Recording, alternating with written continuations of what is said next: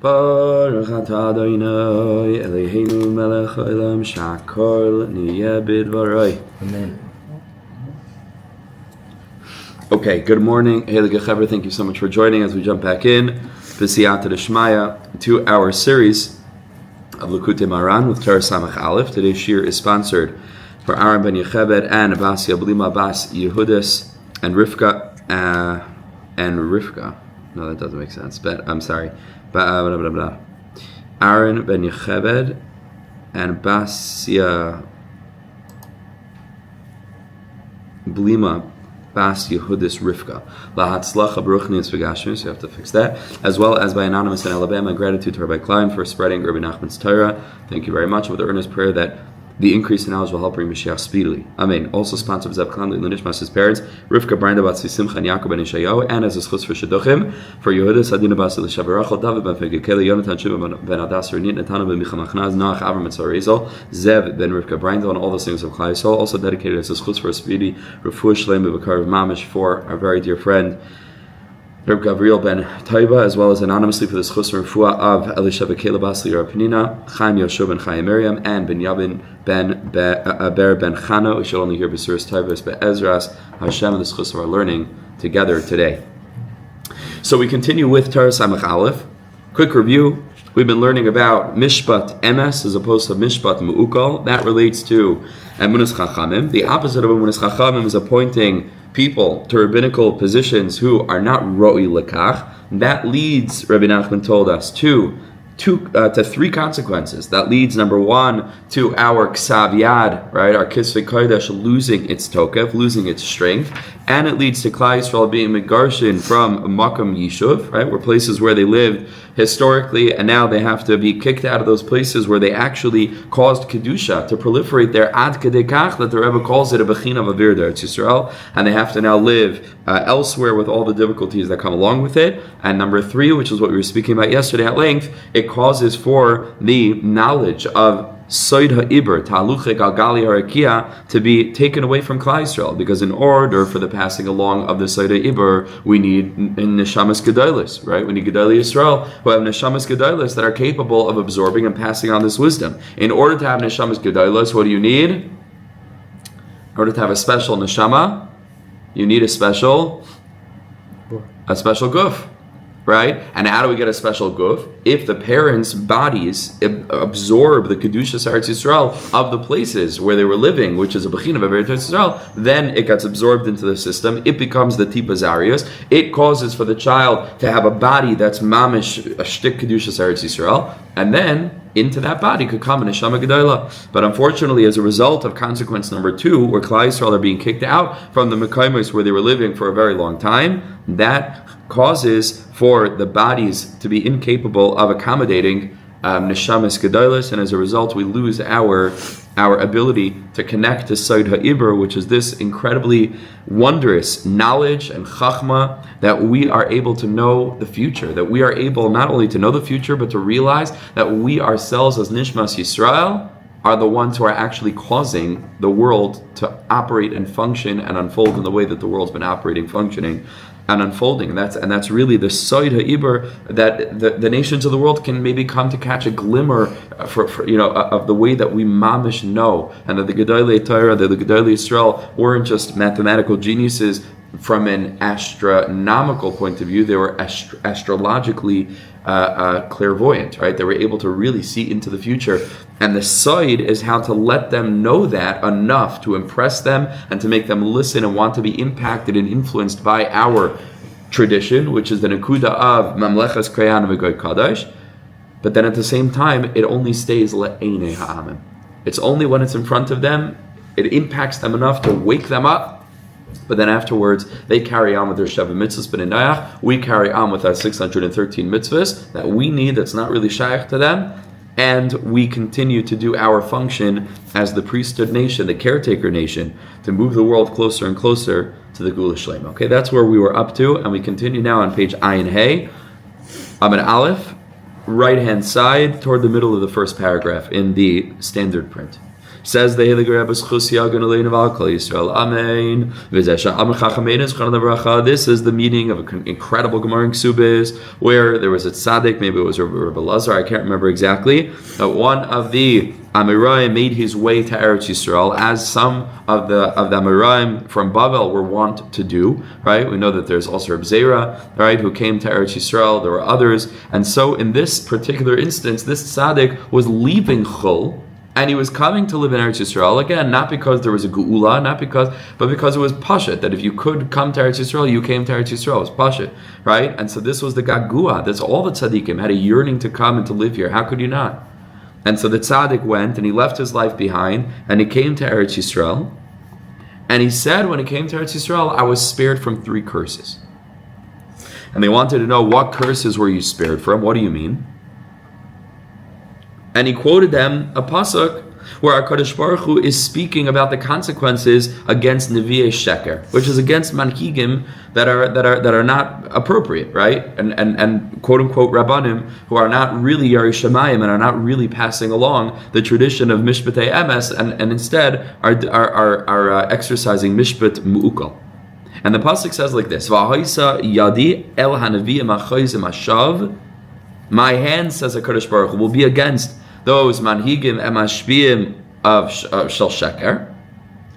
And the pasuk continues, 3 things. B'soid amila yiyu. Number 1, they will not be counted among the side, either the mystery or the council of my nation. That's number 1. We're going to get back to how the Gemara darshans that in a minute. Number 2, the pasuk continues and says, "B'ksav beis Yisrael lo yikasevu." They will not be written and accounted among those who are inscribed as being part of Klal Yisrael. And then the third thing is, "Val admas b'nei Yisrael lo yavayu," and they will not be privileged to come to admas b'nei Yisrael. And the Gemara darshans these 3 things. Number 1, there are 3 curses here.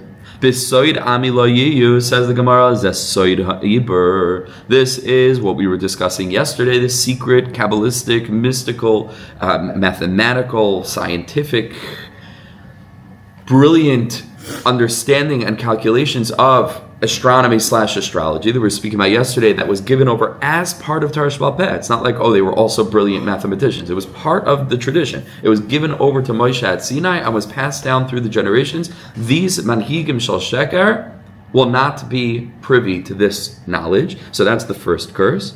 Number 2, ubiksav beis Yisrael lo yikasevu, and they will not be written into the ksav beis Yisrael, zes smicha. They will not be the beneficiaries of authentic smicha, which isn't just a tu'udah, right? Which is very beautiful and powerful if a person earns that, but that's not what it is. It's something more. It's something deeper, right? It's a recognition of a neshama that's capable of leading, right? Not just a brain that's capable of learning, and those 2 things are not the same thing.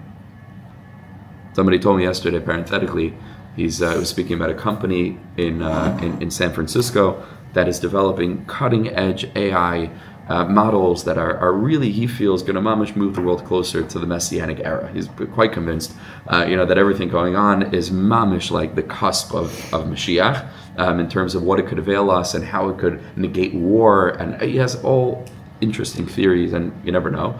So he was saying, we mamish need like a couple of really learned Jews here, because they're all like hovering over, like right upon Kabbalistic ideas. They just don't know it. They're mamish like dealing with questions and things that are addressed in the Sfar Makdashim. And you really need, he said, a bunch of learned Jews.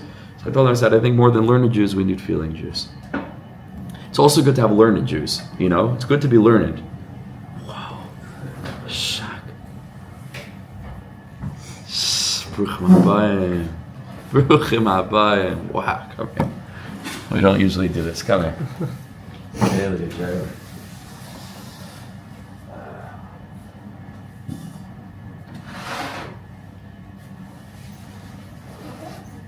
welcome.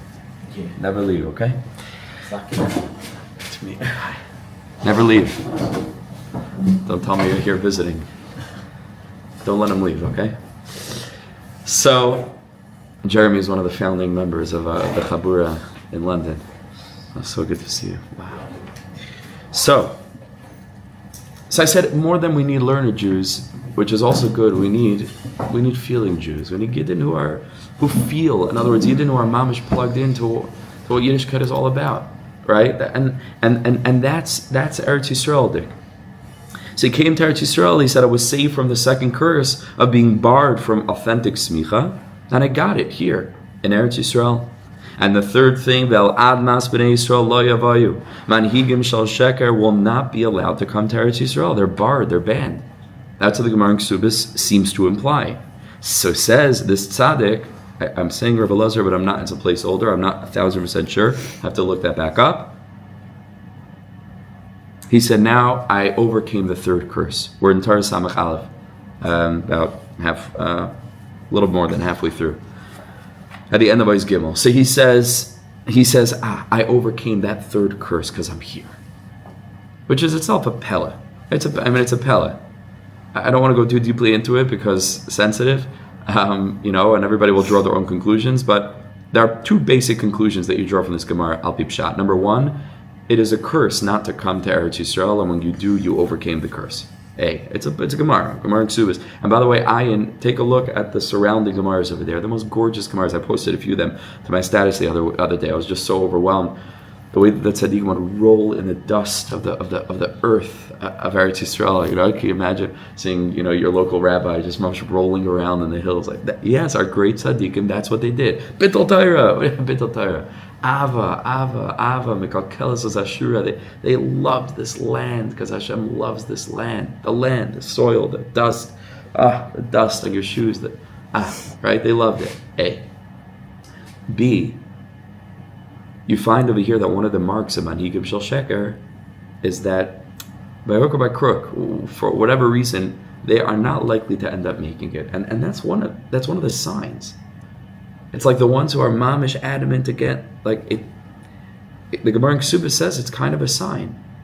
And the ones who end up making it, and the ones who encourage their keelas to make it, and the one who is Rabbi Larry Rothwax, I think from Teaneck, right? If I'm not mistaken, literally just moved with a bunch of his chaver. You saw that speech. I posted it also. Don't know him, but he seems like a wonderful person. What a thing! He mamish, he made it. But that's it. So on the level of manhigim and mashpiyim, it's kind of an indicator, right, as to how much that tzaddik is plugged into mishpatei emes. Again, whether they could make it, they can't make it. There are circumstances, the difficulties, challenges, whatever. But the gaguim, the yearning to make it, and the recognition that living in chul, if you don't absolutely have to, is mamish like a bechina of a curse. Vel admas kodesh, pasuk says, admas b'nei Yisrael lo yavayu kim mashma'ui. That's the simple curse, that you will not be allowed to come to Artzeinu HaKadoshah. Another thing the Gemara says over there, once we're mentioning these Gemaras in Ksubis, there was a tzaddik who was trying to get to Eretz Yisrael, and there was ferries, boats that came from time to time to take them across maybe the Euphrates or one of the rivers, and instead he saw like this mamish rope bridge of some kind, or maybe he made like a bridge out of a rope, and mamish tight rope walked across this rope to get to Eretz Yisrael. And a certain karoi, like a certain karite, Jew came along and he saw him and he started laughing at him. So what are you doing? You're just as impatient as your forefathers were. They jumped and said Nasab before they heard what it was that they were accepting. And you're walking along and endangering your life, walking along this tightrope to get to Eretz Yisrael. Like you couldn't wait another 10 minutes to come to the ferry. So he responded to him. He said, the land that Moshe and Aaron didn't have the zechus to walk on. If I have an opportunity to get there, you think I have the zechus to be there? I can't wait. I don't know what will happen. Right now I have this list to get there. I need to get there. It's another musar haskell. There's so much calculations that come in. We were speaking about it the other day. Chinuch and this and what's going to be and this and that. Obviously a person has to be responsible. But look at the Gemara. Right? These are Gemaras. These are not Zionist texts. You know what I mean? Now it could be argued that the Gemara is a Zionist text. No, not going down that road now. But you look at this Gemara, at least in some sense. But you look in the Gemara over here, and what does the Gemara say? The Gemara Mamish says that if you have an opportunity to come, bli cheshbonos, you come, and that was his nekuda here. I've thought about this a lot because I feel like in some ways the Torah and the Gemara has both views. Like Even in Shlach Lecha, you have the Machilim. Nachon. You know, Bidyuk, precisely. Yeah, right. Excellent. And you have the 3 oaths. Excellent, Right, excellent. so- Nachon. These are complicated waters, and it has to be this way, without a question. And everybody's justified. However, the gaguim for the land of Israel, that I think is universal, and that unfortunately I don't think we see as universally as we'd like to see it. That's the point I'd like to make, and I think that comes out universally from the Gemara. The Satmar Rebbe, with whatever shita he had, he appreciated the soil of Eretz Yisrael, and he would have yearned to roll in it, if that was like culturally appropriate at that particular point in Jewish history, just like the tzaddikim of old. Okay, says the Rebbe, this is all good and beautiful in a vacuum, but now when you plug it into the context of Torah Samech Aleph, wow, look at this Gemara. It's literally everything that we were speaking about. Number one, this Soid Ami la use as Soid Iber, because we were speaking about the way in which appointing Manhigim Shal Sheker causes the loss of Soid Iber. Because Ubiksav Beis Yisrael Lo Yikasevu is the Nakuda of the way that our Kisvei Kodesh get blemished. Why? Says the Gemara, Zeh Smicha. Because our Smicha got blemished. Vel Admas B'nai Yisrael Lo Yavayu, it all has to do with Kimashmoi, with the Avira, the Eretz Yisrael. And so all of these elements are literally referenced right here in this very Gemara. Hainu Kanal says the Rebbe Hainu Kaniskalael. It's exactly what we were saying. Biksav Yisrael Lo Yikasevu Zesmicha. The writings of Klal Yisrael Lo Yikasevu, and the Gemara says this is referring to the Ksav Smicha. Hainu Aidei Smicha Shema Smicha Mishem Rebbe She'enam Agunim. This, that those who, like we were discussing, aren't feeling or aren't plugged into that tradition of that synthesis, that balance. This causes for the loss of the validity of our writings, and people just don't see any value anymore in connecting to Kisvei Kodesh. They want to run to all the different, secular modalities and so on and so forth, because they don't feel that Torah speaks to them. Because you have to know how to be able to engage with our texts. I was just speaking with somebody yesterday. I got a call from somebody struggling terribly, actually gaining from these shiurim, Siyata D'Shmaya, and encouraged him greatly in that, and is involved in a certain experience where he feels extremely guilty and shameful and like a big Rasha. And he was asking me what tikkunim I could recommend and think of, and he's Hasidically knowledgeable, and so he was very worried about how many fasts he has to fast and how many tikkunim he has to do. And I asked him very pointedly, I said, are you engaged in this behavior because you are pleasure-seeking, angry at God, rebellious, don't care about halacha? Like, is that the cluster? He says, absolutely not. I said, okay, so that's not what the Torah is talking about. Because the Torah is talking about Averos, right? The Torah is talking about a person who is like a Baal Taiva who's doing Averos. And in this person's particular life, that's not what's going on. He's incredibly challenged, parnasa-wise, shalom bayis, so many other things going on, and there's a coping mechanism that developed, and there's pressures, and there's so on and so forth. What tikkunim? What are you talking about tikkunim? Tikkunim. It's not an Indian of tshuva. It's not something you are doing wrong. Nabach, right? Person is. So you have to be careful how to navigate that, right? Obviously, not providing a justification for the behavior, and that wasn't the context of the call at all. And so you have to use your seichel.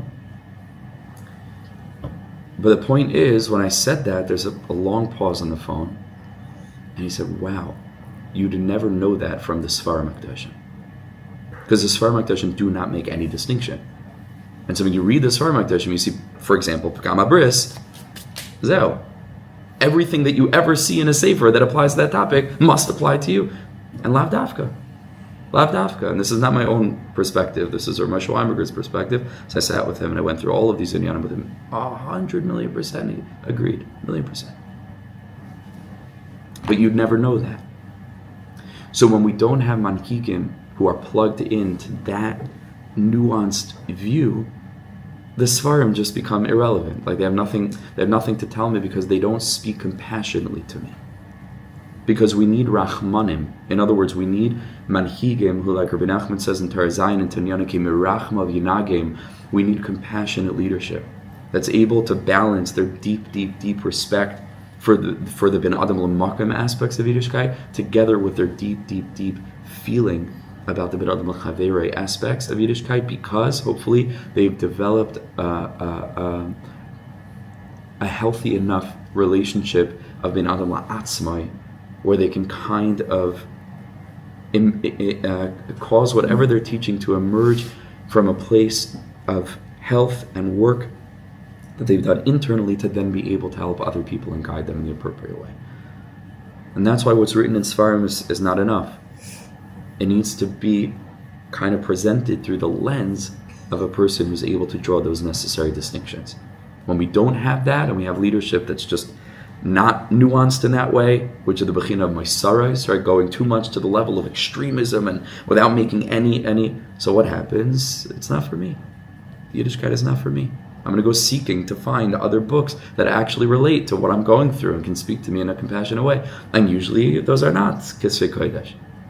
The Kisvei Kodesh could be mamish that if you know how to see them. Torah could be mamish that. Every pasuk, but you have to know how to contextualize it. You have to know how to, and that's what the tzaddikim are for. That's what the tzaddikim emes were all about. Okay, so says the Rebbe going weiter. That is when we don't have compassionate leadership.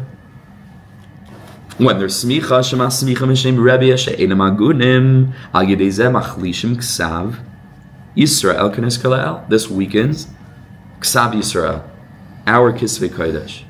V'zeu ve'al admas Yisrael lo yavayu. Hainu shenis garshim b'chinas avir d'Eretz Yisrael k'nes kalel. We're kicked out from places that have maintained the avir d'Eretz Yisrael at least in a certain b'china. V'zeu b'soid ami lo yiu. B'soid ami lo yiu. Like the Gemara says, this soida iber. This is the secret of Jewish astronomy, astrology. Because once we lose Avir D'Eretz Yisrael Machim, then it stops influencing the Peiros, which are the Bechina Priya Aret, and then the food that people eat in that place doesn't infuse them with Kedusha. The children that they bring into the world are no longer carriers of this Kedusha, and Mamela were not able to bring Neshamas Gedolis down into the world. And all of this is as a result of Maisarais, which is the bechina in this context of chol, right, more broadly, right, or at least the bechina of chutz la'aretz vis-a-vis the essentiality of the central point of existence, which is the land that we're privileged to sit upon in this very moment. Says the Rebbe continues in his Dalid, al yedei zeh, and on account of this, ein le'etza shlema la'olam. We're incapable of accessing etza shlema. We don't know what to do. We don't have clarity. There's no clear guidance because there's no clear leadership. And so everybody's mesupik, and this one sends you to that one to talk to, and that one sends you to this one. There's no clarity. There's no taking achrayas of mamish, just knowing what to do and to stand by it. Now, a person is not always expected to always know what to do. Even great tzaddikim don't always know what to do. And there's a degree, of course, of the humility of knowing sometimes. Pashut lo yadeh. Ani lo tzarich ladat, right? It's not like I speak about it. It's not just I don't know. I don't. Sometimes I don't need to know everything, and that's okay, right? That's allowed. But that ein le'etza shlema la'olam, right? To never have any clarity, no, that's not good, right? We need leadership that generally knows, right, and generally is able to lead with poise and confidence. From time to time, okay, they're humans. You know what I mean. You get to a point where you don't know, but that's not the rule. That's the exception. V'tamid eni yachalasis eitzel atzmai, who tamid mesupuk, and you have people who are just all the time mesupuk. They're in a bechina of maisaris. They're in a world of so many extraneous factors that they're incapable of really identifying what is the key point, that everything else, whatever, that's not the nakuda. What is the point? How to progress and to proceed from here? All of their eitzas are a bechina of eitzas nevaris, of foolish eitzas. Okay, all the women who are listening to this need to brace themselves very strongly, and appreciate the culture and the context at the time that Rabbi Nachman is writing this. as well as understanding that everything Rabbi Nachman writes, even if it is a rule, certainly leaves room for many exceptions. And there are many ways of being able to navigate this in a safe and calming way. But the Rebbe calls this atzas nashim. The Rebbe calls this the eitzah, the wisdom of women. Where does he get this from? We're going to see in 2 minutes. Because this tinoifes, this impurity of the moisares, of this experience, and I say impurity, I don't mean impure like unholy, like impure like metals, right, that are not pure, that are mixed in with other things, right? I mean impure in that sense, right? This kind of convoluted mixture of so many different factors, it rises up to the heart. They caused giluleihem, which al pipshat means harvei zara, or it could also mean a reference galal, right? Like the Gemara in the beginning of Baba Kama. It can refer also to literal waste, right, in the body. So that rose up to their hearts. It's a pasuk in Yecheskel. V'nasa liba metunav kamay beis hakisei. And then the heart becomes dirtied like a beis hakisei. Why is the Rebbe making reference to a beis hakisei, to a restroom? Because going back to the beginning of the Torah, what was the mark of a person who's stuck in Moisares? What did we learn? Spiritual constipation, right? The Rebbe taught us over there. What was the Nukuda? Right? So where does a person who has that particular issue hang out? In the bathroom. A lot. Right? Interestingly enough, I think that our generation spends more time in the bathroom than any previous dar. Why? Because of our phones. It's pasha that way. It is pasha that way, that we spend way more time in the bathroom than we actually need. I do. Again, not to be crass. I think it's universally true. And that's probably not good spiritually. You know, the Beis HaKisei is not a great place to hang out. I wonder if maybe we could consider, and I have to think for myself, taking on a Kabbalah. You leave your phone outside the bathroom. You use the bathroom, you do your business, you come out. It's not a place to sit and now catch up on social media for 2 hours. You know? That's an exaggeration, but maybe not such an exaggeration sometimes. You know, you do your thing, you leave. In a certain sense, that itself is the spiritual constipation. You remember I was speaking about the things that we hold on to, that we ought not hold on to. And what a strange thing that Taka, our experience of Maisares, which is extraneous distractions, Taka keeps us like constipation in the bathroom. Does the Gemara say that a person can actually pray in the bathroom? I think I may have come across where actually you can pray if you're having a hard time there. Le'es mitzai. The Gemara says Le'es mitzai is a beis hakisei. Yeah. Take your phone then. That's it, right? I guess. I mean, that's okay. That's an interesting way of navigating it. But we'll put that. We can't handle our boredom, so we take something to distract us. That's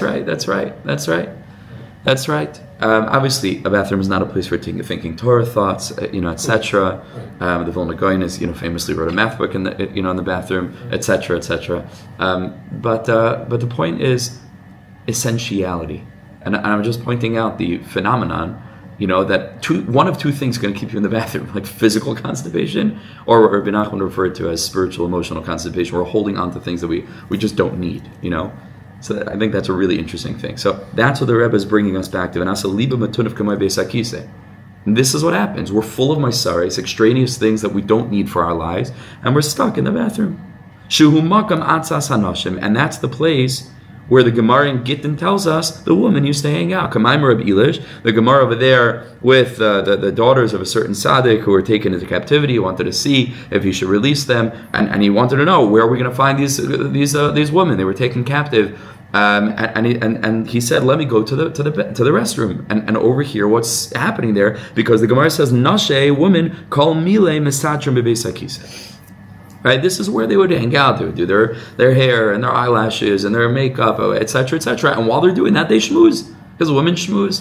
And he went and he overheard that they were saying, it's much better for us here now. They had Stockholm Syndrome, right? They were unwilling. They were saying, we hope our husbands never find us. They weren't Ayman in the Yerushalayim, and he left them there, and he went back, and he said, like, they're not roy to be released, right? Which raises some very challenging questions. I'm not going to get into that now. I'm first to discuss, like, well, what do you mean pitin shvuyim? Because they weren't, mamish kaddish v'tar. They like pitin shvuyim. Like, okay, so there's definitely what to talk about in terms of that Gemara. So you can get to Naf Memheim and Aleph, if I'm not mistaken. Memheim and Aleph. Take a look over there, and that's what the Rebbe says. But and that's what the Gemara says. But the Rebbe is taking from there that the Gemara seems to imply that there's a certain kind of Eitzah that emerges from the Bisa Kisei. In that context, it's connected to women. It's possible to say that women, again, as a huge generalization, have a lot of different factors that are not necessarily always led by the intellect.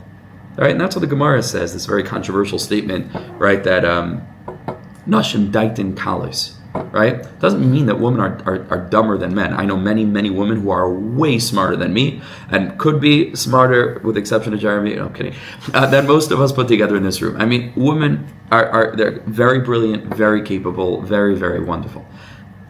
However, or in addition, and there's often a certain emotional factor that comes into play. That's not a bad thing. It's usually a very good thing. Usually a very good thing. There's a bina yisera that the Gemara says. The same Gemara, right, by the way, that says the Nashim Daitim Kalis says that they have bina yisera, right? So bina is also a cognitive function, but it's a different kind of cognitive function. There's a certain emotional intuition. There's a certain sense, for that which is beyond the pure rationality. And oftentimes that's very beneficial. And that's why Al titash Torah simecha. There's a feminine Torah that's so crucially important. However, there are other times when you just need the pure rationality, and sometimes you got to let go of some of those other factors. And nashim arachmanias, right? The pasuk is in Eov, right? Nashim arachmanias. The women have an aspect of a certain level of compassion, and sometimes you got to act, and sometimes it has to be tough, and that's why dads are usually tougher than moms. Hopefully the dads have a little bit of the mom's energy and the mom have a little bit of the dad's energy, and then it's a little bit balanced, right? But sometimes the dad has to step in and be a little bit strict, be a little bit strong, right? And maybe the mother's a little bit more reticent, to put her foot down. Again, these are archetypes, you know what I mean? It's very possible you can find a very soft dad and a very strict mom. I'm talking in massive generalizations, okay? That's what the Gemara is talking, massive generalizations. But Rabbi Nachman connects that to the Nakuda of Beis HaKisei. But again, I want to clarify, this doesn't mean that women are impure or that their Eitzah is Tameh. That's not what's happening here. Impure in the sense, like I said, of metals, right? Which a pure metal is just this element isolated. When it's mixed in with other things, we call it impure. It doesn't mean it's Tameh. You know what I mean? Yeah, I'm talking in English, right? We said this is an impure mix. It means that it is a compound. And that Rabbi Nachman is emblematizing, is symbolizing with the concept of a Beis HaKisei, which, like we said, refers to constipation, which means that we are unable to let go of certain factors and hold on to others, and instead everything stays in the system. Okay, and maybe that's a way to navigate this paragraph, which may in and of itself be Exhibit A as to how we need leadership, right, to navigate texts. Okay, but you'll put that and file that aside for later. Okay, here we go to Eishei. Says the Elegant Tzaddik, however, because whenever he presents a problem, he immediately presents a solution. Tamid. This is Rabbi Nachman's job. He doesn't come to just say, this is terrible, that's terrible, that's terrible. He says, this is terrible, and now what are you going to do about it? Right? He immediately presents a solution. However, when a person is sunk down into the Moisarais, into this experience of extraneous matter, don't worry, there is water that purifies from this tinoifes. There is water that clarifies and that removes this sense of impurity and confusion. Bebechinas in the pasuk, in the aspect of the pasuk in Cheskel, v'zarakti aleichem mayim tahir matartem mikol tamiseichem umikol geluleichem ataraschem. I will cast upon you purified waters, and I will purify you from all of your impurities and from all of your idol worship, which we said has a double meaning. It could also be referred to and related to waste, human waste. Ataraschem, I will purify you. And then a person can actually come to clarity again.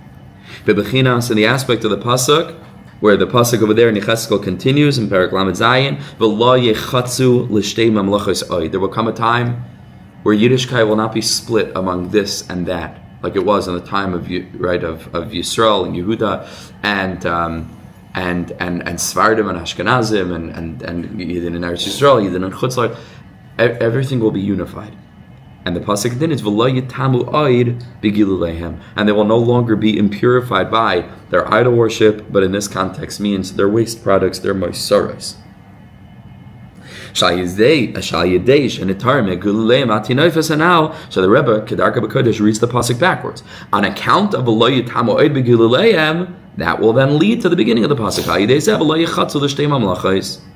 They will no longer be divided and split, which is bechina eitzos. They will no longer be undecided, right? And going back and forth. Should I do this? Should I do that? Should I do that? Should I do this? They're going to have clarity. They're going to be living with Yishuv Hadassah, with clarity. The pasuk says, Daniel, Malki Yishbar Alach, where there's an aspect of kingship that is Yishbar, that's purified, that's clarified.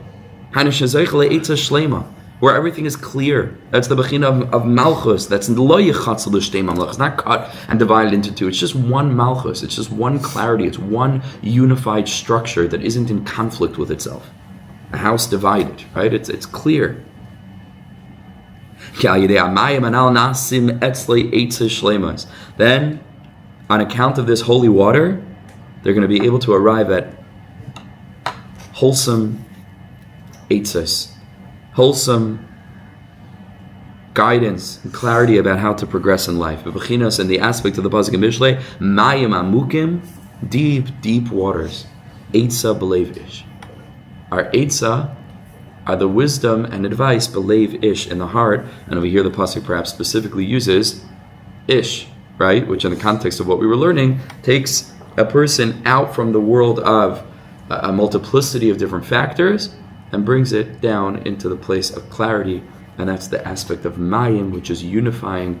And HaKadosh Baruch Hu should protect all the human beings in Nepal. I don't know if you saw what's going on over there. Hashem Yishmar Aleinu. Terrible, horrific natural disaster. A flash flood that Mamish wiped away whole communities. Mamish. Hashem Yishmar Aleinu. Gvuras Nairais. Hashem should protect them all. Mayim could be very destructive. Mayim could be very unifying and holy. Mayim amukim eitzah b'leiv. Maybe we could say that the Mayim Tahara that's being Menaka and Matara, the Gilulim, a lot of the Rebbe is speaking about the spiritual aspect, but in the physical aspect, in the Galal, in the Mosaris, in the washroom, you flush the toilet. With water. What a pellet. What a pellet. Yosef's saying, right, much like in vain of what we were saying earlier, if you look at it literally, that's what we do. We wash it away with water. Which is fascinating because, well, I guess in Rabbi Nachman's time you would have done that as well. There was no running electricity there, but I imagine they used water to wipe it away. Well, what did they do with it? I don't know. But that's certainly true today. That is a pellet. That is a pellet. Is it referring to like a mikvah, like Yeshbo as a shul, like a remez to a mikvah, or it's just water? Maybe the Rebbe doesn't mention mikvah here specifically. I do hope that nobody's using the restroom in a mikvah. So I don't know. But sometimes I wonder about that. But yeah, I don't know. The Rebbe doesn't say mikvah here, but I'm sure that's part of it. Avada, purifying waters, right? What comes to mind? Mikvah, of course. Okay. Now here the Rebbe says something very, very, very difficult. Very confusing and really difficult to really understand. We're going to do our best with it, b'siyata d'shmaya, as we always attempt to do. And let's try to navigate this together. Says the Heilige Rebbe. Okay, so we talked about waters, and the Rebbe brought a bunch of psukim that teach us that the tikkun for all of this is mayim. So, okay, what does that mean though? Ve'elu amayim. And this aspect of purifying waters, heim bechinas machlokes, is the aspect of machlekes. The bechinas and the aspect of mei miriva. In the aspect of dueling, fighting waters, right? The waters of Moshe Rabbeinu hitting the rock, right? The mei miriva, he quarreled with the people, he quarreled with Hashem, mei miriva.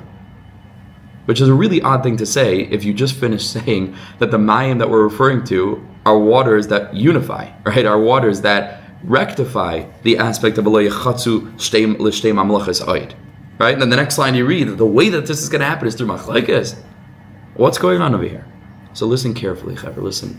It's a little bit of a difficult thing to read and navigate, but it's unbelievably beautiful. The Alkain, says the Rebbe, therefore, machlekes nikra plukta. Machlekes is called in the Gemara plukta, right? Pluktasa. There's a machlekes. Bechinas, the aspect of the pasuk in Tehillim, peleg elikim malimayim. The word peleg could also refer to a body of water, a spring. Malimayim, full of water. That's plukta. Plukta is an aspect of mei meriva. It's a unifying entity, but the unification comes about through plukta. So says the Rebbe, Ki mikol machlekes nasa sefer. Every machlekes produces a sefer. V'china shelas utshuvas. One of the core genres in Jewish literature is shelas utshuvas svarim. It's not really learned. It's an interesting thing. Like, who do you know who learns shut? Like, who actually sits and learns through shelas utshuvas svarim? Shlomo Pil, Rabbi Gil's student, and other very, very bright and intellectual people. But it's not a general limud. Like, usually, certainly not in yeshivas, they're not sitting and learning shut. If you have to look something up that's related to a sugya, and there's a famous Ramesh on it, you look it up. But to actually sit and to have a seder in a shelas utshuvas sefer is very uncommon. But it's a really remarkable thing to at least consider. It's difficult for a number of reasons. First of all, because it requires a lot of background knowledge. Because the point of the tshuva is not to walk you through all the sugyas. The point is to draw on what the pasuk writing the tshuva assumes is already your background knowledge to help you put things together. There's no I don't think there will ever be. Maybe there will be because we're living in a wild time. Like Igros Moshe Hamavur. Like that would be wild, right? Imagine that. Like Igros Moshe take a tshuva and somebody writes a pirish walking you through that. Not likely, right? Not likely. Maybe with AI. Right, exactly. Maybe with AI. Maybe, who knows? Maybe. But that would be interesting. But that's something that's necessary because it's difficult to learn. It wasn't written in such a way to teach you something. The person wants to know a thing. He wrote the psak and he showed his work. But it's not like sitting in a math class. It's just he did the math equation and then showed his work afterwards. But if you don't know the whole context, you're not going to be able to understand what that is. Okay, but shelas utshuvas svarim are remarkable. They're really remarkable because it's applied Jewish wisdom. I remember I went to the levaya of Rabbi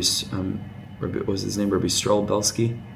Yeah, Rabbi Belsky. He's a very special paisik, remarkable person. He was a gadol, one of the gadolim of my generation growing up. And I was in the Mir Yeshiva at the time. It was a massive, massive levaya. And one of the maspidim, I can't remember exactly who I once knew, but I forgot, because I've said this story over before, but right now I can't remember who it was. He stood up and he said the most remarkable thing about Rabbi Belsky was he said he had seen many poskim who would come up with a chiddush in Gemara and in Rishonim and Achronim and would present a chiddush, and then when he would challenge them and say okay, can I paskin like this? No. I can paskin. It's just a svara. It's just it's an idea. Oh, no, can't mamish. It's Rabbi Belsky. If he had a chiddush and he thought it was emes, yes, you could paskin on it. He was speaking about confidence and clarity and leadership and applied Jewish wisdom. And that's what you see in Piskei Tshuva. It matters, you know what I mean? We could talk concepts and svaras the whole time. But to learn applied Jewish wisdom, to see clear leadership because of this and that and the other thing, this is what I think you should do. Now, it could be somebody else argues and whatever, some parts of it could be challenged. Beautiful, that's rizcha d'oraisa, that's how it's supposed to be. But there's something beautiful about shut, right? About shelas utshuvas svarim. Okay, that's an aside. There is a genre of Jewish scholarship and writing and literature that's called shelas utshuvas, but that's not what the Rebbe means here. Because the word tshuva could mean an answer, a response, and that's why this genre is called responsa, right? Response. But of course, here in Chodesh Elul, tshuva could also mean to return to HaKadosh Baruch Hu, to repent, to do tshuva. Memela, says the Rebbe, if tshuva means not just to answer but to return, so then the she'ela that evokes tshuva is not just a question, it is a stimulus for growth. Okay, bear with it. Says the Rebbe, when there is a she'ela stimulus for growth, and a person starts asking, am I living in the right way? Or somebody makes or implies that maybe the way that I'm carrying on is not the right way, when there's a sheila, and then we're able to onboard it, reflect, and change, and do tshuva, says the Rebbe, that produces a sefer called shut. It's a shalas tshuva sefer. There was an exchange here. There was a sheila, stimulus for growth, and then tshuva, there was growth. Bechinas she'elas utshuvas. Ki ha-machloikes, because when there's machloikes, he she'ela v'kushya. This is a stimulus for growth, because somebody's coming along and asking a shaila and a kushya and arguing and saying this is not the right way to do things. There's a holier way, there's a better way, there's a clear way, there's a more menschlich way. And what's going on over here? You can't act this way. It's not the right way to do things. That's a machloikes. Shemakshim ishay alam alav, because they come and they challenge him. V'hu shav b'tshuva. And as a result, not that he gives them an answer. No, the Rebbe's not saying that. He's saying deeper. He answers, meaning he changes on account of that. That's called tshuva. Not that they challenge him, he challenges them. No. The Rebbe's talking about a healthy machlikas that's l'shem shamayim. That somebody comes along and actually l'shem shamayim, the Emma sees somebody's doing something that's not right, and he tells it, and the person l'shem shamayim has the humility to be able to onboard that and actually change and reflect and say, maybe this is taka true. What would allow him to do that? Because not in it for himself. He's willing to do everything in the world, and as much as it's going to help him do things in the right way. So he onboards it, and difficult as it may be, and he navigates and he changes things. So says the Rebbe, she'ela, not tshuva, and tshuva. She'ela and tshuva. Says the Rebbe, that makes a sefer. Then he answers the question. In other words, in such a deep way, says the Rebbe, not pshat, the she'ela remains a she'ela, and as a result of the potency of the question, I went ahead and I changed. So that's not an answer to the question. Right? It's not an answer to the question. I mean, it's a response to the question, but you can't say he's metarex the she'ela by this account, but it's so much deeper. It's that now that the change that was catalyzed actually went ahead and happened, it's metarex the she'ela. In other words, now that I've gotten to a place of greater spirituality than I would have had prior to having been challenged, because I'm able to get to a higher madrega. That's metaretz the she'ela, meaning now I can contextualize why I had to go through that machlekes, why I had to be challenged in that way, because look at the growth that it brought me to. So the tshuva that we do, perfect for Chodesh Elul, is metaretz the she'ela, is metaretz, contextualizes, explains, justifies, validates the difficult experiences that I went through that finally got me to a point in my life where I said, you know something? Something's got to change. That was a she'ela, this is a tshuva, and that becomes a sefer. Relates a bit to the beginning of Torah above. Yeah. Where when one's worried about what's covered, they ask questions about you, and then when you're Bidiyuk, when you're doimim and you don't answer back. Remember? As a result of a person being in K'vayid Malachim, and what happens in K'vayid Malachim? Kol choikim acher v'shay alim. Excellent. And the person who's l'shem shamayim doing tshuva for this beautiful Jeremy. How could you leave? You can't leave. Don't let him leave. Keep him in the room. So Jeremy's saying, as a result of that gewalt, he doesn't literally answer him back. No, he onboards it. And he makes the requisite changes. And that's the tshuva. Oh, beautiful. Yeah. I'm not sure if this is too much of a sidetrack, but is it possible to talk about the connection between bina and tshuva? Or perhaps it's not the right time? Not really the right time. It's something we've gone into at length in the past. At length. In Torah Vav, right? We spoke at length about tshuva and bina over there, kisei hakavod, the whole thing.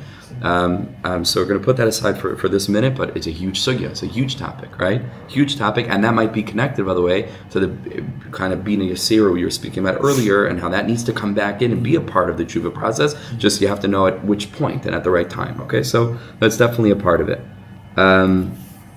Once I'm saying that, I'll just say this might be related to the Reb Tzaddik in the very beginning of Tzidkas Tzaddik, who says that when you first come to do tshuva, it's got to be bichipazet. Just like Klal Yisrael left Mitzrayim, it's got to be full break. That could be the atzas ish. the masculine energy of just like, no cheshbainas, go. Then he says, for all future generations, that night is called Lel Seder. Once you make the full break and you put your foot down and you say enough, and you mamish get to that point without nuance and clarity, just boom, you got to do what you got to do. Mishpatei emes, clarity. After that, you bring in the bina of the isha, of knowing how to navigate that process slowly, carefully. What Rabbi Nachman in Torah speaks about, hamten, going slow. So it's got to bring these things together. Okay? We're officially out of time. We'll just go a couple of lines further.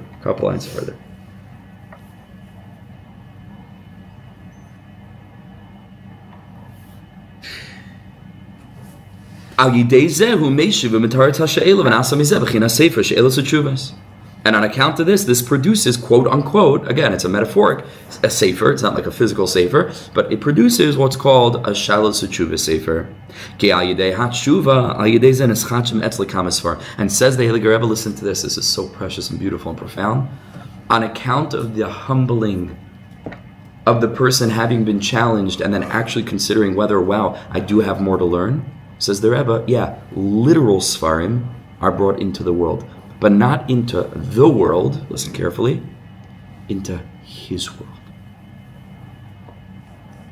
Because a person who doesn't believe he has anything more to learn suffices with the 10 Sfarim he has on his shelf and doesn't want to see anything else. Not necessary for me. I don't need it. I'm not interested. Don't talk to me about Likutei Moharan. I have my Kitzur Shulchan Aruch and that's all I need. And he laughs at other Sfarim and he ridicules other Sfarim. Ki yesh kama Sfarim achshav, says the Rebbe. There are lots of Sfarim in the world. And how many Sfarim are going to be produced and published in the world? And all of the Sfarim are necessary for the world. Rabbi Nassan is Marich Likutei Halachos. As I posted this to my status yesterday, Rabbi Nassan is Marich about how different Sfarim speak to different people, and anything that's part and parcel of the tradition of Yiddishkeit, that's part of Derech Yisrael Saba, from the Sfardim, from the Yakers, from the Ashkenazim, from the Teimanim, from everywhere, from the Hasidim, everywhere. It's all necessary. It's all needed. I was just reading the other day a letter that Rav Kook wrote to Agudas Yisrael at his time, and he was encouraging them to be open to all streams of Judaism, to recognize there are different paths. He was speaking this language. Rav Kook and Rabbi Nachman, mamish. Ich bin Rabbi Nachman, he said. I am Rabbi Nachman. He mamish. And Rabbi Nachman saying, if it kulam srichel na'olam, not just one brand, and we are it, and there's nothing. Be open. There are other ways. There are other approaches. We have to incorporate all of them. And prior to this experience, when he was in experience of Meisaros, which is ego and self-aggrandizement and and the ability to just seek his own pleasure, etc., etc. As I listen to this, as I hayu kol hasfarim etzloi koloi, all the other svarim that he didn't get in yeshiva, and that is, his 2-volume Alei Shur on the thing, and Reb Nachum, you could see what yeshiva people went to by Sfarim. It's the first thing I do. The first thing I do, I go to somebody's house, I look at his Sfarim. I can know everything about him, come out in terms of his ideology and the way he thinks. He looks at his Sfarim. Generally speaking, my Sfarim Shrine could be a bit confused. I'm also, admittedly, but most people, you go in and you could predict what's. He went to the mirror. These are the Sfarim he's going to have on his shelf. He's going to have Ben Torah from Rav Belsky, next to 2 volumes of Shur, next to whatever, and this is it. And maybe to such a person, kol Sfarim etzli kolai. Anything that's beyond that, no, it's not. They're not. Not pshat. He doesn't need them. They're not necessary. What do you need it for? Ki ayu malig aleim. He would laugh at them. Who needs Svarim? Come on, Shekasa, the Pasuk says, Asoi Svarim harbe ein kates. The more Svarim that are produced, v'lag harbe. There's going to be a lot of lag. Who knows what the next words in that Pasuk are? The Rebbe leaves them out. Ki'ilu, like it's not important. Yigias Basar. Right? Excellent. Because it's the Pasuk that we had in the beginning of the Torah. That it comes from this Pasuk. Pile Playim. And the Rebbe just says, V'chulu. Like, what do you mean, V'chulu? That's the whole point. Because these things are connected. When a person is in the Bechina of Yigias Basar, which is spiritual constipation, then they are likely to la'ag harbe. On what? On Svarim in Kates. And they're not mevakshim. They don't, another sefer came out to run to the store to get it. I want to see what he says. If I could find any little bit of kedusha in this sefer and that sefer, I want to learn everything. No, that person is not like that. He's in my sorries. Because there's a connection to the physical Maisaris, we said all the Direi Chacham, Marach LaMaiser, he's not interested. It's not what interests him. He laughs and says, what do you need so many Svarim? He apostles this one, he apostles that one, he apostles this one. No. Says the Heilige Rebbe, when a person goes through a little bit of machlokes, which means adversity in his life, and he's pushed to a point, and I've seen this happen again and again and again. Me, it was easier. My father's a Breslover. I grew up in a home where we had mamish, svarim harbe, adin kates. My father had svarim piled up all over the house. My father, mamish, shlita shebigazon, sitting at the table, learning and learning and learning. We had every kind of svarim. My father was obsessed with the Baba Sali. We are the furthest thing from Sephardic Jews as you can imagine. We're Hungarian Yidden through and through. He just loved tzaddikim. He loves tzaddikim. He really does. So I grew up in that kind of environment. It's easier for me. But over the years, I've seen so many people who, at one point, you would never dream in a million years that they would be open or warmed up to any of this stuff. Cynics, mamish. Then they go through a little bit of something, and they eat some humble pie, like they say, and they get humbled a little bit. Or they have enough openness that they encounter somebody who's presenting the svarim in a way that's relatable. And they have enough honesty to say, well, like I really did feel something stir inside of me just then. Like I should probably pull on that thread. There's one person in particular that I'm thinking of. He knows who he is. He happened to end up in a shiur of mine that I was speaking about Rav Kook. It was between Mincha and Marav one day in London on Shabbos. And he had just heard a speech, which I was at also, from somebody else at a rabbinical conference, talking about how a person should be open and try to, so he would have not been there. He decided, listen, it says Rav Kook. Rav Kook is not Rav Kook. What's Rav Kook? I don't, it's not what we learn. He ended up there. I was teaching Arsa Tshuva. And that opened something up in him. But he had enough humility to actually double click on that and to say, whoa, I'm going to leave my hashkafic clarity. No, I don't know, not hashkafic clarity, but I'm going to leave that to the side, and I'm actually going to open up and say, wait a second. And his whole life, mamish, from there, things snowballed, and he discovered a whole new world. And I was helping other people to discover a whole new world. Pilei Pelaim. That's a bechina of Yayiv Chachma Lechakimin. Kadosh Baruch Hu gives Chachma to people who already have Chachma. It's like what comes first? There needs to be some level of humility there, some level of MS that's already there that can then onboard MS. I've seen this time and time again. So when there's Kishashav B'tshuva Zeh, then Azayin is Chadish Etztra B'chol Pam Sefer. Every 5 minutes you see he's holding another Sefer. He can't get enough.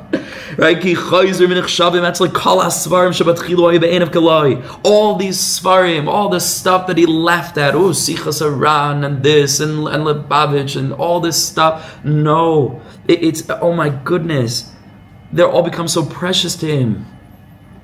And it's all on account of the machlokes. Because he looks at the adversity. He looks at what's going on in his life. He takes a genuine stock of his Yiddishkeit and he says, okay, I could go with this cynicism and bitterness my whole life. But when I look at my life, like, am I really serving Hashem be'emes? Am I really doing what I ought to do? And I have all my fancy hashkafas and shitas and never this and never Rav Kook and never Rabbi Nachman. And in the meantime, a whole Yiddishkeit is falling apart. So like, let's be honest for a second. How far has this gotten me? Where am I holding? Is it taka true that I don't need anything? Could I not benefit from a little bit of chizuk? Could I not benefit from a little bit more kavanah madavari? Could I not benefit from a little bit more yirah shamayim and simchas achayim and ahavas yisrael? Like what? No, I'm good. Could anybody really say that? Of course not. So a person feels a little bit of that, and then he's mizboinen. Why do I have these challenges? And after this is the challenge that I'm going through, and he has the humility to be able to listen to it and to hear what adversity is saying, and to listen to why I'm having shalom bias issues, and not just to fight back, and to listen and to say, what is this telling me about myself? What is this telling me about where I need to work? What I need to work on? And then a person starts to go to find tzaddikim. It all had to do that we didn't have the energy of tzaddikim in our lives. And I say tzaddikim because every person someone else is going to speak to. By the way, by the same token, none come to mind, but I imagine it's not impossible. This will finish. I imagine it's not impossible that there's ever been a Breslover who all of a sudden started getting tons of chizuk from Alei Shur and tons of clarity from Maral, and so, you know what I mean. So it could be somebody grew up with the Kutumran and needed something a little bit more orderly and something more contained and something more focused. And it could be all of a sudden he's learning Tanya and he's getting his chiyus from that. Yafemo, that it's not. You know what I mean? It's not. I've been speaking a lot to the Breslov Shabbat. It's not a color war. Reb Nassan writes explicitly, he says you need lots of svarim, and he says there explicitly, there are certain svarim that will speak to one kind of person and not to another kind of person. That is okay. That's how it's supposed to be. But the humility of appreciating that and knowing that every sefer on the shelf has something new to teach me. Eizu chacham, haloy made Meechal Adam. So then the adversity in our lives compels a person into a certain openness. And the Rebbe is literally describing like Maisim Chol Yom in our generation. There's so many Sfarim, so many different paths, and people are very strong, and this Messiah and that Messiah, this Hashkafa. But we're living in a dar where there's so much difficulty and challenge that all the time you find people are much more open. Much more open. And I believe that's part of the Geula. We're coming to a time where there's a likut, Likutei Moharan. There's a collectivity of all the streams of Klal Yisrael, and all the different data points and perspectives are contributing to a collective consciousness. I'll just share one last thing with this. We'll finish. I know we went over time. That's why it's dangerous. We need a shachris afterwards. Otherwise, it's a free for all. It's hefker. But I'll tell you like this. One last thing. The Gemara says that kol ha'omer davar b'shem amrei. Maybe Geula L'Olam. Could be I said this in the past, forgive me. It's good to review. I just had in mind because I spoke to my father about this 2 days ago. Whoever says something over in the name of the person that he heard it from, he brings redemption to the world. My hi. Ma kasher.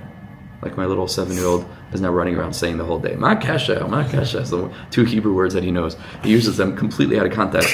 Whatever you're saying, Shimon, I think it's time to take a shower. Ma kasher. Things like that. Anyway, Baruch Hashem, he's learning Hebrew. So, but Ma kasher, right? Geula, Shem Amrit. So I once had a saga like this. Why would it be that a person has something they're very desperate to give over, but they don't want to, what's the CHR? They don't want to say it over in the name they heard it from? What's pshat? Because they're trying to take credit for it, maybe? What's pshat? Just say it over, you read it in the sefer, say it over. And I'm thinking to myself, you know why? Because maybe a Satmar Chassid one time was in some shtibel, and he picked up a Likutei Sichos from Lubavitch Rebbe, and he saw something in there that Mamash gave him chizuk, and he wants to say it over, but he can't say it over in the name of the Lubavitch Rebbe. And it could be that there's some Rav Kuknik who one time opened something from the Satmar Rav, and he sees something in there that he Mamash wants to give us just such beautiful Torah, but can't dare to quote the Satmar Rebbe. You understand? Extrapolate from there. And I believe the Gemara is saying, Kol ha'omer davar b'shem amrei. When we get to a point where it's okay to be part of this team and to quote something from somewhere else, that's maybe Geula L'Olam. We're getting closer to the Geula Shlema. When all of us can just drop the labels and drop the affiliations and drop all this stuff and be Yidden be'emes, that's what the Geula looks like. Kodesh Baruch Hu should bless us be'ezras Hashem. We should be zechus, onboard these teachings, integrate them. Wishing everybody a most wonderful day up ahead this year. Thank you so much for joining, Jeremy. It's so wonderful to see you.